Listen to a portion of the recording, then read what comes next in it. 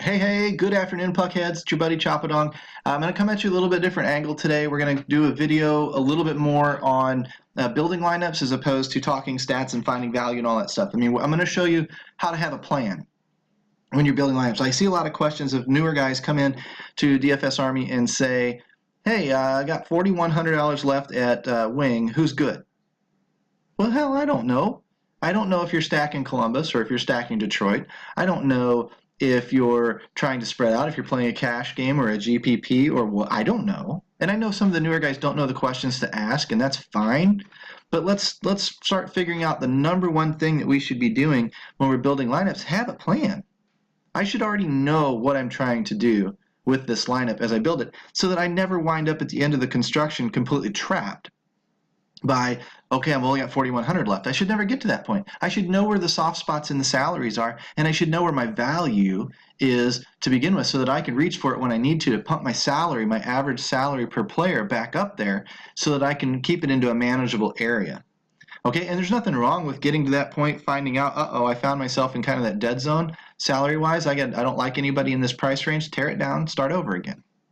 Nothing wrong with that. This game is all about sacrifice. I may really want Ovechkin, Malkin, Sidney Crosby, Connor McDavid, and Nathan McKinnon all in the same lineup. But guess what? Salary cap won't allow it. So I have to pick and choose, and I have to make some tough decisions along the way. So let me show you what I mean a little bit by having a plan when you go into building a lineup.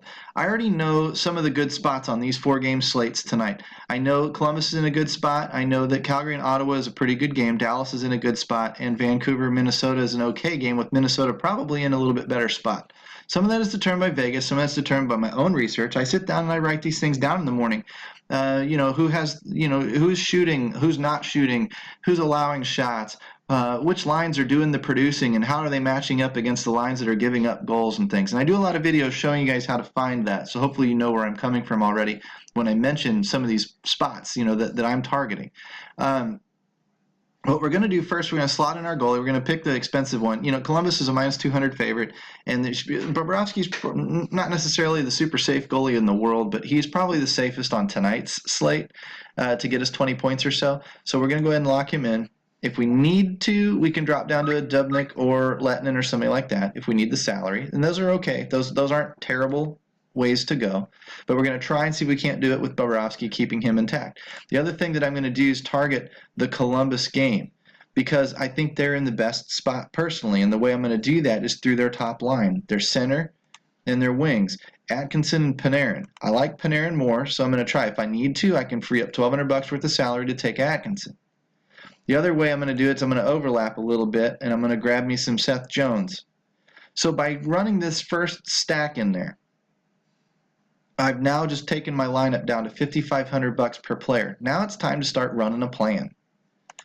What do I need to do to get up into some of the other viable players? Like if I wanted Minnesota and I wanted, Eric Stahl, he's going to be expensive.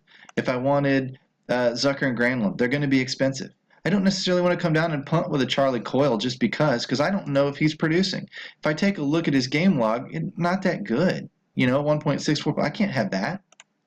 So I need to know where I'm going to go and where I want to avoid landing. One of the first places I'm going to do that is I'm going to go down here into the defense because I know there's a cheap one down there in Dumba at 4,700 who's producing a fairly safe cash floor. So now I've got the $4,700 in there. It pumps this up just a smidge. If I wanted to look at the centers again, if I wanted Tyler Seguin, I could do it. But now I'm going to be forced to really go for some value in the wing spots. I may not want to dip down quite and do that. I'm starting to get trapped. I'm starting to lose my plan. So I may not be able to use Tyler Seguin tonight. As of right now, I might want to correlate with Dumba. Can I do that inside the Minnesota offense? Zucker's about the cheapest shot I've got because Granlund and Stahl are expensive. I could overlap him on the two with some of these guys, but like I said, I don't like their floors. So if I grab Zucker, now I'm 5,300. I'm starting to get to where I need some value. If I look at center and start looking down the list under, say, the $5,000 mark, there's not going to be anybody there I'm going to like. These guys are not in the spots that I want. Ottawa's on a back-to-back, and Calgary is better on the road than they are at home. It's just, to me, it's okay, but it's not the greatest. What I'd rather do is look at a favored team and stay. I've got, 2 Minnesota guys? Maybe there's somebody in Calgary that I can look at. Instead of on that first line, or that first line, maybe I can find one down here on the second line in Backlund. 5,400. That's right on my average. Who would I pair him with? These on the second line. Probably pair him with a Frolik at 4,700. And now I'm at 5,900 for one spot left. I can probably manage that if I go back up here to all and look for a $5,900 wing. Foligno, Niederreiter, Silfverberg. I don't like this area. I can already tell you. I don't like it. I don't like these players in this area. So I'm going to have to find a different way to go about this. Probably going to cost me, well, it might cost me, who'd we say we wanted? Backlund? Might cost me Bobrovsky. What if I went down to Kari Lehtinen? Now I got 6,500 for a wing. See, I'm freeing up that money and freeing up that salary. I'm not married on just plugging a guy into this spot blindly. I have these guys here. They're all flexible to me. It's like I'm a GM, which is what daily fantasy is all about. It's like I'm a GM and I'm trying to negotiate a trade piece. Who on my roster is negotiable? Well, for the right price or for the right switch, all of them. So Radulov, 6,500, decent play. Daniel Sedin, Mike Hoffman, Cam Atkinson, if I really wanted to load up on Columbus.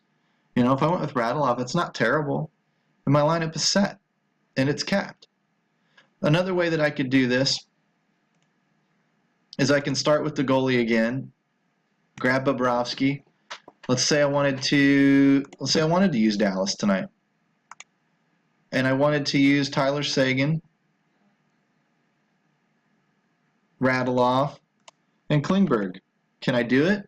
Well, if I've already got the plan in my mind of what I want to do, I know I'm going to have to grab a cheap defenseman. I need the money there. Not super cheap. I'm not punting necessarily all the way down here, and I want to look at the whole league. I'm going to probably go back to Dumba again. He's about as low as I want to go tonight. Okay, yeah, I could go all the way down here to Brody or, to... but if I look at Brody, I can see why I may or may not want to go. Well, that's a pretty good little trending graph there. He might be heating up. If I look at the last 4 or 5 games, no goals, say 5 assists in the last 6 games, but no shots on goal and no blocks. No floor. Don't like it. You're getting lucky if you get anything out of him tonight. So I'm probably staying with Dumba. When I come up to 5,200, I can get into some of these other games. And I already know one that I can go right after in Vancouver, and that's our little buddy Leipzig at 3,400. Look what that freed up. Now I got 5,800 to play with in these areas. If I want to go back into Calgary, I can. I can run, say, Frolik and Backlund again. And now I'm at 7,300 for a wing, and now I've got all the choices in the world. What if I don't want Granlund or Rakel or Zucker? If I want Zucker, I got 500 left to play with. Now maybe I can buy up Dumba. If I wanted to, at 5,200, I can grab Spurgeon instead. Or if I wanted to leave Dumba in there, and I wanted to, break up Backlund, leave Frolik as a one-off, buy up to Duquesne in Ottawa so that I've got a little bit more of a spread, a little cash-safe spread. Minnesota, Dallas, so a couple of correlated spots. Vancouver on its own, Calgary on its own. I got 3 Dallas guys and an Ottawa guy. I mean, that's an okay lineup too. There's a jillion ways to do this, but hopefully what you're seeing is that I've got a plan when I do these. Let's do one more and let's call it a day. Let's say I wanted to run Minnesota, and let's start. This time I know price-wise I'm going to probably have to start with Lehtinen.